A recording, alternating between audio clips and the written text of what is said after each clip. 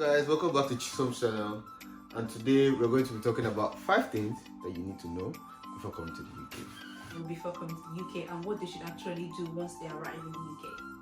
So let us know. Okay, so before you arrive in the UK, obviously when you're traveling, you might want to carry some Nigerian food stuff, Definitely. African food stuff, to come here. Like almost half of your luggage, or even if possible, just one, yeah? Yeah, food stuff, lots of food stuff. You can replace a lot of things, but you can't replace food stuff. I know. Because food here, Nigerian food is very expensive. So it will make sense for you to carry quite a lot of it. But I think this is general knowledge. There's nothing specific about that. True. So when you get here, I also advise you come with as much cash as possible. True. For your first 3 months, because I know everybody says you're going to come, you're going to work. Work is not that accessible. It's not that easy. Some people don't actually get a job for like 6 months, 5 months, or 4 months. Yeah. It's not that accessible. So it takes quite some time before you settle down and get a job that will. And also even when you get a job, like some people don't get shifts. You can get a job that doesn't give you shifts. True. Very true. So it's not fixed, it's not guaranteed. So you want to have be sure that you have cash to pay your rent, to pay your bills. Absolutely. For the first couple of months. I'd say for the first 3-4 months. I would say 6 because things happen. I would say 6 months. So what do you think? Like when coming, what should they actually do? What should they do? Their BRP and all of that, the information. How should they go about it? Yeah. So your first week. Your first week here, when you land here, you should get your BRP, your NI. You should apply for your NI, and you should get your right to work. Right after that, in that sequence, and your bank account. And your bank account, definitely. And if you're a student, actually, so in our school, in the University of Dundee, so they partner with Bank of Scotland. Actually, just bring their reps to the university, and then we register, and boom, that's it. Yeah. That's great, but I'm pretty sure most schools have that service with partner banks of any sort to do that for their students. Opening a bank account is pretty easy. True. Once you have an address, once you get a house, and you have the BRP, you're going to open a bank account. True. Alright guys, so in this next point, actually point 2, very important, is a part of accommodation and getting jobs, right? So Justin is going to talk about that, and I'll also jump in and react to it. So now I talk about holding a lot of cash, because you're not going to get an affordable house quickly. So the most important thing when I talk about carrying cash is so that you can get a house first before you get an affordable house. So affordable housing here is not that accessible. If you have a budget constraint, a very strict budget constraint, it will take you a lot of time. It will take you a lot of hunting, and that period where you're going to stay. Because lots of people actually had to pay so much money for an Airbnb, an apartment, and still almost 2 months into coming into the university, they still haven't gotten a house. Yeah. And you know how demoralizing that can be when you're trying to combine that with schoolwork, combine that with looking for a place, hunting for a house, and then if you're coming in September and October when it's beginning to get very cold, you don't want to experience that. So try come as early as possible. Come very early as possible. If possible, if you have friends that are actually schooling here, you can actually let them help you secure a place. Yeah, true. So that's the most important thing, is just to help, just to get accommodation as quickly as possible within your budget. And then you settle down. But it's going to take some time, so you need that initial time where you can, have some cash to a buffer. Yeah, true. And let's talk about jobs. What would you say? Part-time jobs in Dundee, in the UK. If you're coming to Dundee, rest assured you have no jobs. Don't let anybody deceive you. I work. I'm in Dundee with Chisholm, and I travel literally every time to work. How many hours do you travel? 2 hours back, 2 hours, so 4 hours almost every time. See, I used to travel 3 hours going out of Dundee, and then 2 hours plus coming back into Dundee. That's 5 hours on the roads. Yeah. On the road. We're not saying that Dundee is not a good place to be, but there are jobs. But because there's a high number of students that are coming to the University of Dundee to study, University of Aberdeen, and other sister and brother universities around, so the jobs are quite limited. And so some companies wouldn't want a particular number of people depending on their personal preference. Once you get in, you have to register with Indeed, because most of the times they post jobs like daily, hourly. You can actually go up there and register for jobs. And of course, structure your CV. Whatever country you're coming from, America, Nigeria, Zimbabwe, Kenya, you need to structure your CV into the UK style of CV writing. You want to talk about that? Yes. No. Yes, I know. Anyway, I've seen CVs and I'm like, wait, is this going to get you a job? It's not. Like, guys, so anyway, what we're trying to say is that just as you're looking for accommodation, you're trying to settle in, it's not going to be very easy and rosy, but one step at a time, plan for it. Especially the job part, if you know that you're not really having perhaps so much cash on you physically and you're quite cash trapped, start early to look for jobs. Even go on to walk, like go around the place, whatever country you're going to. For example, in the UK, go across the shops, go across Primark, ask them if they're hiring, ask them if you're recruiting. You have to be proactive also and look out for remote jobs too. So still stay with us. We're going to take you through the third point that you should know. Talk about it, or should I go ahead? You can talk about it. Alright, so first things first. Start your essays on time. No, first things first. Choose a course that is in line with what you did in your bachelor's. If you are coming from masters, and if you are pivoting to something entirely different, 6 months before you come here, start doing courses, because the master's program here is they assume you already know a certain percentage. They're not teaching you basics. They're not even teaching. It's self-taught. It's self-taught. So in your offer letter rather, you see postgraduate taught, but they just excluded that self. It is self. Yeah, they don't teach. They don't teach. So it's basically just you going for lectures. They're not teaching you anything. It's a conversation, interaction. You guys are just interacting. Yeah. You're reacting to articles. You're reacting to theories, to perspectives. They're not teaching you nothing. You're having a conversation with your lecturers. That's it. So all these people that used to think you did I don't know what course you use. You did communications, and you want to come and do computer science as masters. You see, what your eye will see. Your mouth. So I think the very first part is starting from the fact that you assume you've already chosen a course that you have a background in. Yeah. So you already have prior knowledge. This will help you significantly into the schoolwork, because they don't teach, they lecture, and teaching and lecturing are different things. Absolutely, they are worlds apart. Yeah, They're worlds apart. So from there, you get it. You now have to get into like schoolwork when it comes to writing essays, writing coursework. That's a different whole ball game on its own. It's an experience. Yeah, it is 1000%. Citing is crazy. Citations, references, structuring your essays, plagiarism. They don't joke with not giving credit. They don't joke when it's due. They are MTN. They like credit. Whatever claim, whatever perspective, whatever anything, even if it's quoted, you need to also bring it that way quoted into your essay.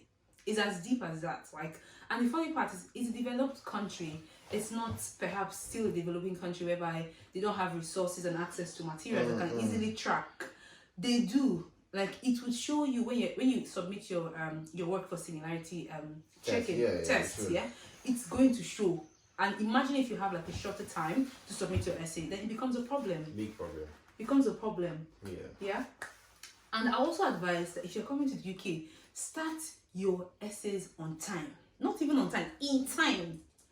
Yeah. I've had experiences that most times, because perhaps I didn't know how to approach the theme or the question, and like I kept procrastinating and I kept thinking about, okay, how do I, like, waiting for the perfect time. There is no perfect time. You just need to start and plan for it. Be organized. Start and plan for your essay writing. What do you think? This country will teach you time management. You enter serious problem. if you don't know how to structure your time, Yeah. nothing can be done dying minute in this country. At all. When you let's even beyond schoolwork, nothing can be done dying. You have to structure and plan. So even if you have like a 3,000 word essay to write, Yeah. even if you say and it's due in 2 months, you think you have time, but you don't. At all. That's when you get into the struggles of the work, you find out that you actually don't have time. And so True. starting today by just taking out 3 hours, 2 hours every day, dedicated, even if it's just to find resources, you start by just finding resources, then you start writing, then you have to start. There's a reason they gave you 3 months. True. There's a reason. True. There genuinely is a reason they gave you 3 months to do that work. It's because they know that it's not something you can finish in a month or 3 weeks. Absolutely. But Nigerians, hey. Absolutely. Don't even go there. They expect that you're an adult, you take care of yourself.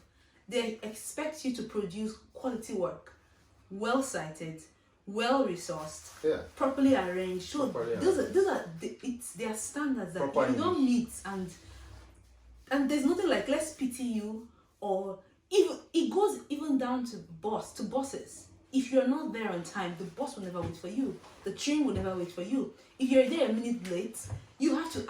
It's accounted for. Everything is accounted for, and it's very good practice. I think so. That deeper issues, especially from people that are coming from the way people that look like me.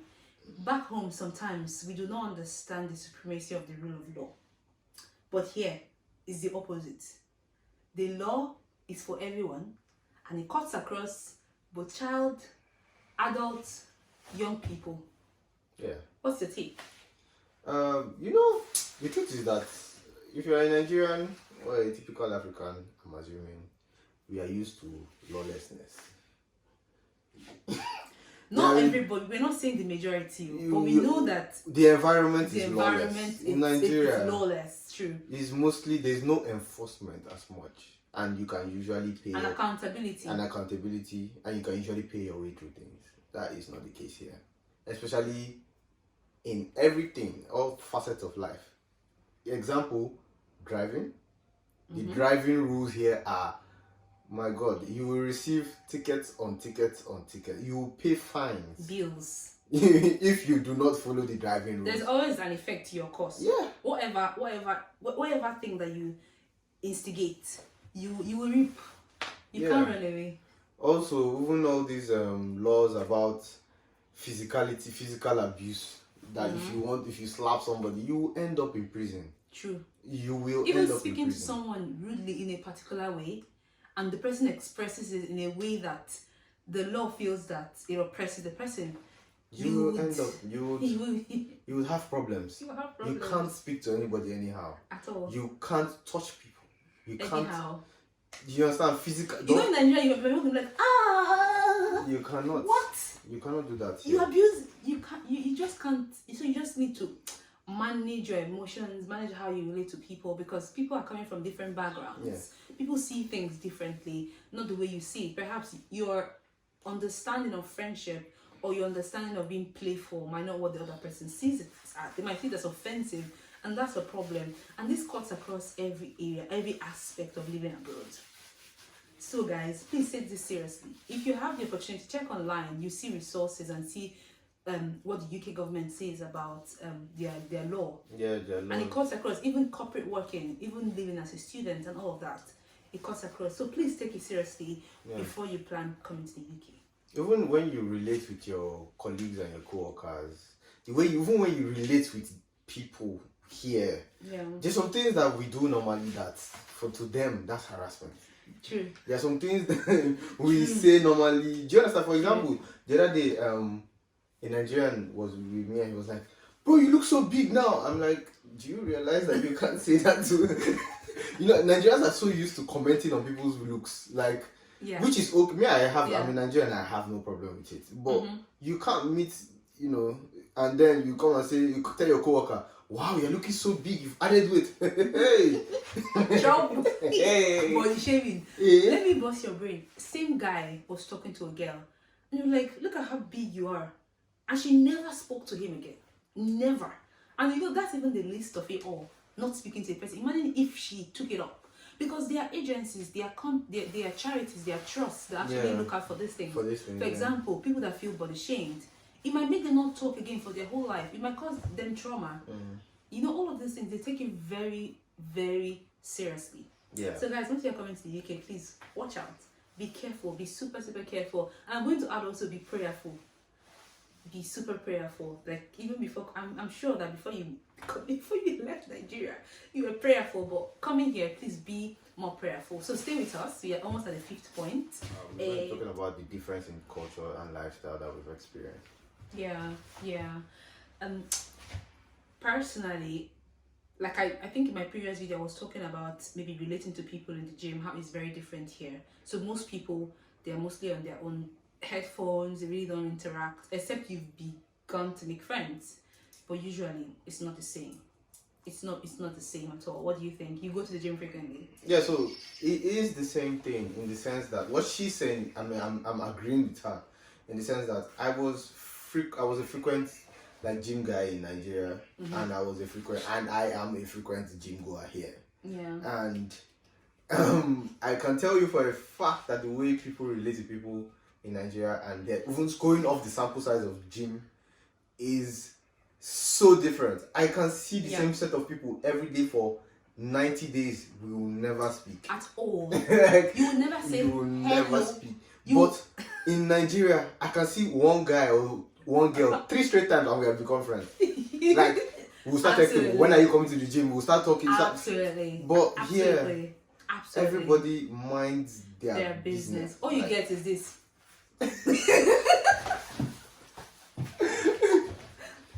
and you can see how fake this smile is. And I'm like, don't bother now.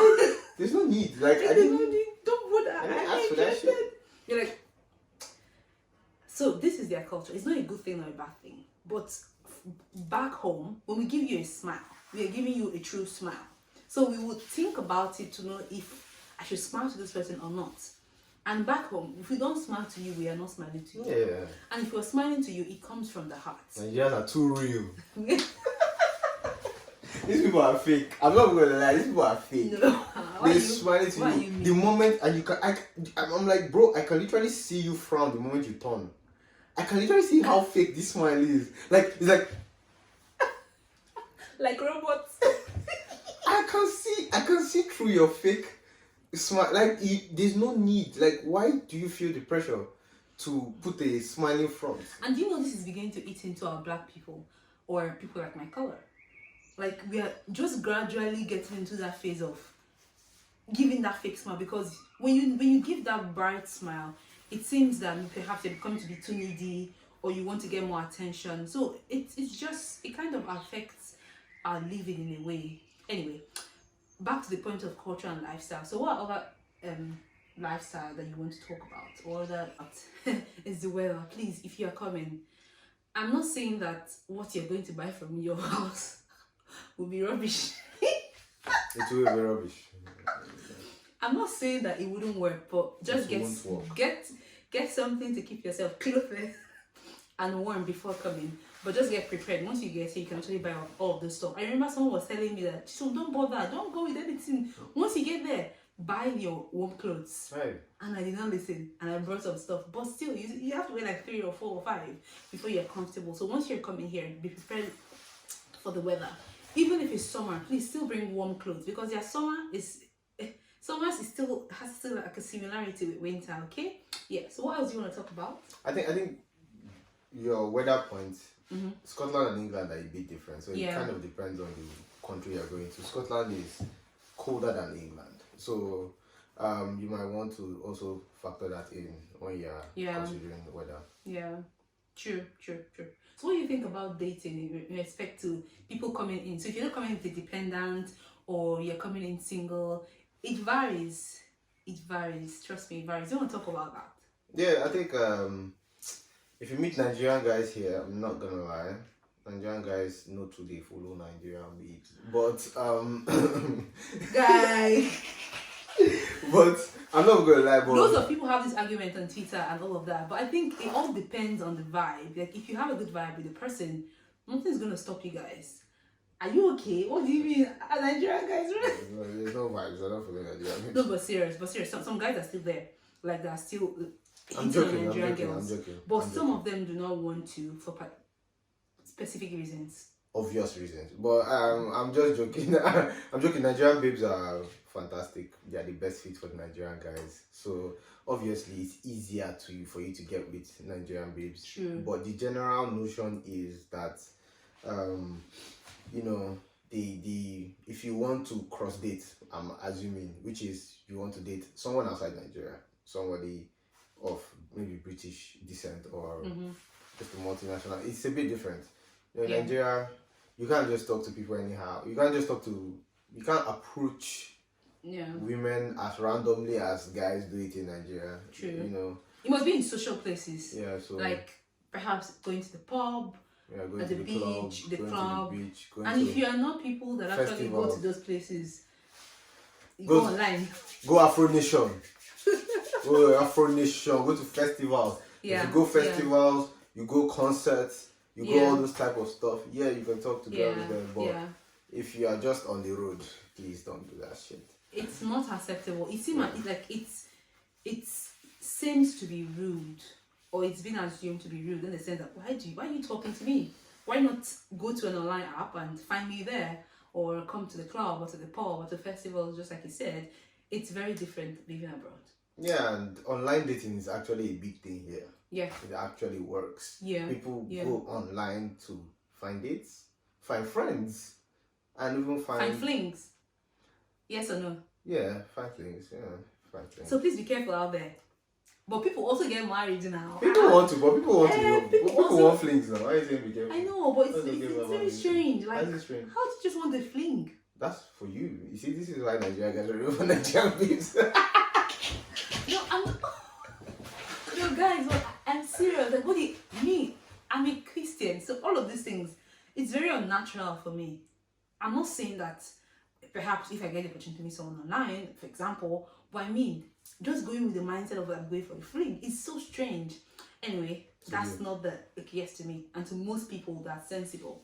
Anyway, that's not the it's not the height of our conversation today, but all we're trying to say is that just be careful, just be watchful, be prayerful, be mindful, be sensitive, and be wise while coming here. Take things seriously. Do you have any other words to say to my viewers today? Yeah, like she said, you need to be very close to God, because principalities and powers fit prosper against you.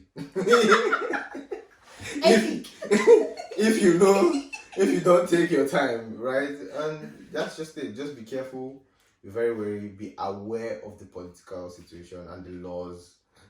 I think that's the most important one. Just be very aware of the laws and how to interact with people within the constraint of the laws. Absolutely. You will get in trouble.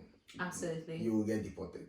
And ask questions. You see, some of us do not ask questions, and it's painful. For example, a friend of mine took me on a date, an elderly woman. So I asked her, is it okay or is it normal that a younger person would ask an older person to a date? Because I was thinking of returning the favor.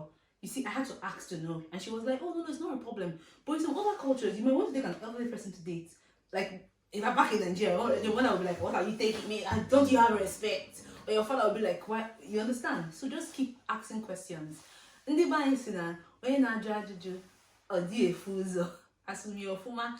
Anyway, thank you so much for watching till the end of this video. We're so grateful. Please like, please subscribe, and leave a comment, okay? And for other UK students, UK dependents, or anywhere in the world watching this video, or you live in the UK and you have further experiences or advice to share, please let us know in the comment section, okay? Thank you so much. Peace.